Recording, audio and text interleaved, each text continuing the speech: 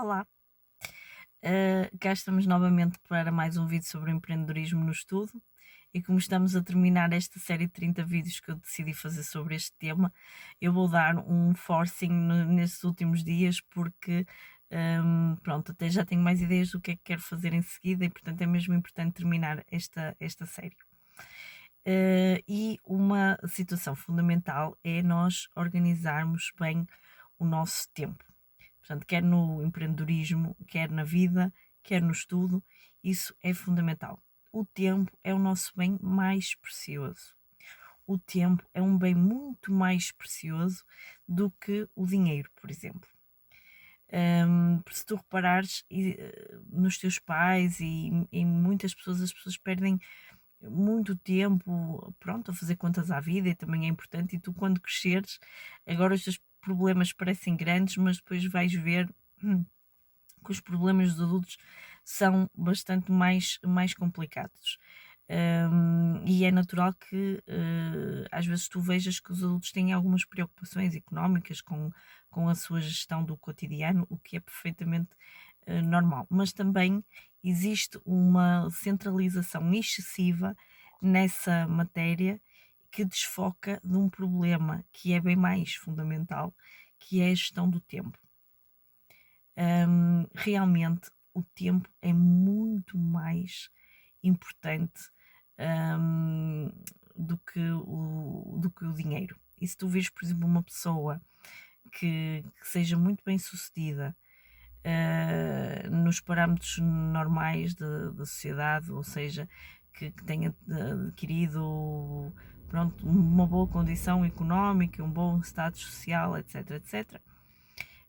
Mas, e perguntar-se o que é que ela valoriza mais, realmente ela vai dizer que é o tempo e não o dinheiro, porque pode acontecer que uma pessoa assim tenha muito pouco tempo, apesar de ter dinheiro. E entre uma coisa e outra é preferível ter tempo do que ter dinheiro. E as pessoas realmente pronto, que se possam considerar verdadeiramente ricas são ricas em tempo e não em dinheiro. E isto tudo para dizer que a tua organização do tempo é super importante. Super importante, porque tu tens de ter tempo para tudo aquilo que é importante na tua vida. E para isso tu tens de saber gerir muito bem o tempo que tu tens. E aqui entra uma situação, porque eu estava-me a lembrar, agora de repente lembrei-me da minha filha Joana, porque eu acho que ela faz uma má gestão do tempo. Eu estou-lhe sempre a dizer que é preferível ela fazer tudo aquilo que ela tem de fazer, que é para depois ter tempo para as suas outras coisas.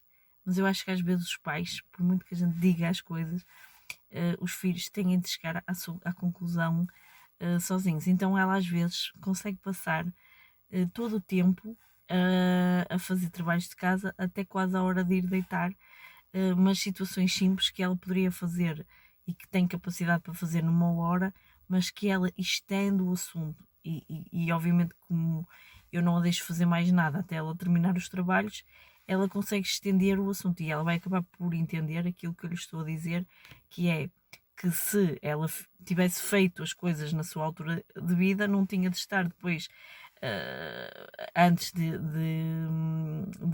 ter de deitar a fazer aqueles trabalhos e tinha mais tempo para ela própria, tinha mais tempo para brincar e tinha mais tempo para tudo. Portanto, organizar o tempo tem muito que se lhe diga e não é algo que se consiga agora falar num pequeno vídeo. Mas existem algumas regras básicas. Por exemplo, não deixes para amanhã o que podes fazer hoje. Portanto, se tens um trabalho a fazer já, o mais depressa possível. Se forem trabalhos mais complexos, é não adiar, é começar o quanto antes. Pode-se dividir o dia em tarefas. Convém fazermos um planeamento ou no início do dia ou no dia anterior antes de deitar com as situações que queres tratar naquele dia. Dividir o tempo realmente em parcelas e em temas. Efetivamente, se existe algo que te vai ocupar muito tempo, é importante, por muito que tu tenhas uma capacidade elevada de trabalho, fazer intervalos, porque isso vai fazer com que tu realmente sejas mais produtivo, e aqui podes entrar com a tal técnica do Pomodoro, que é fazer, por exemplo, portanto, períodos de trabalho de 25 minutos e fazer intervalos de 5. Eu utilizei muito isto para fazer a minha tese de mestrado em saúde pública, com um grupo de estudantes de doutoramento, de todo o mundo, porque era uma plataforma online onde nós estávamos ligados, e sobretudo alunos de psicologia.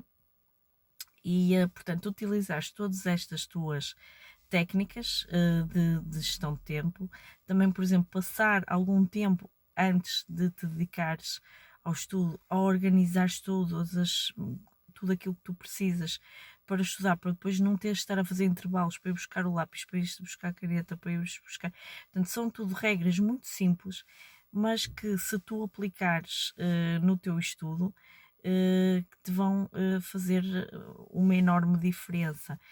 Por exemplo, tu teres a consciência, já falei nisto diversas vezes, que há matérias que tens de estudar todos os dias.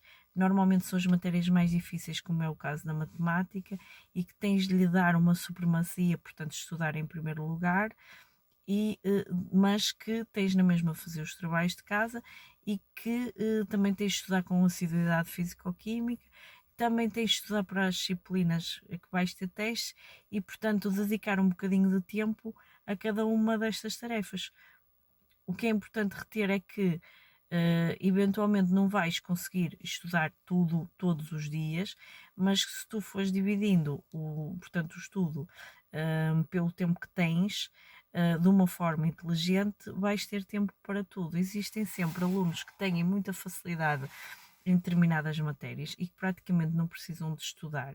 E se esse é o teu caso, por exemplo, imagina em português e em inglês, tu podes só, por exemplo, para essas disciplinas, fazer os trabalhos de casa e uma breve revisão das matérias antes do teste, e vais tirar tão boa nota como para aquelas disciplinas onde tu precisas dedicar mais estudo. Portanto, a organização do tempo também é uma organização das matérias e uma organização da dificuldade e também das tuas próprias competências para cada uma dessas matérias. Por outro lado, também convém que tu não te esqueças de colocar na organização do teu tempo a organização do teu tempo pessoal, quer para ti, quer para a tua família, porque senão tu vais chegar ao final completamente esgotado, e isso também não convém, porque se tu te esgotares a ti próprio, depois não vais conseguir fazer mais a seguir. Portanto, tens de realmente estipular tempos de pausa. Esses tempos de pausa até podem ser um pequeno hábito, que já falei no vídeo anterior. Portanto, muito importante não esquecer os tempos de pausa e os tempos para a família, ou para os amigos também, e de te lembrares que o tempo é daquilo que eu me consigo lembrar, o mais importante que nós temos, e que, portanto, temos de ser criteriosos na nossa disponibilização do tempo, disponibilizar tempo para aquilo que são situações importantes para nós, e retirar o tempo das coisas que não nos interessam, não nos convêm e não nos acrescentam. E, portanto, também é importante nós racionalizarmos isso, e estamos sempre a pensar se isto que eu estou a fazer é algo que é importante fazer. E então, na ocupação dos tempos livres, não quer dizer que não possas ir ver uma rede social esporadicamente, ou não quer dizer que não possas ver uma série, ou não quer dizer que não possas jogar videojogos, mas também podemos ser criteriosos na escolha do que fazer com o nosso tempo livre. Ir falar com um amigo com quem estamos menos vezes, mas que é uma pessoa que é importante dar apoio, ou que nos diz também sempre coisas interessantes a nós, ou que nos faz refletir de alguma forma. Passar tempo com um familiar, com um avô, com uma pessoa que tem mais experiência que nós e que nos acrescenta e que nos ajuda e que precisa de nós e que também faz parte da nossa vida. E isto pode ser tudo num contexto mais leve, mais lúdico, de ser feliz, passar tempo com os irmãos, passar tempo com os pais. Era isto que eu te queria dizer. Não te esqueças de organizar o teu tempo para o estudo, mas organizar também o tempo dos teus tempos livres e das tuas pausas, que são fundamentais para a tua saúde mental e para a tua felicidade. Até o próximo vídeo. Até já.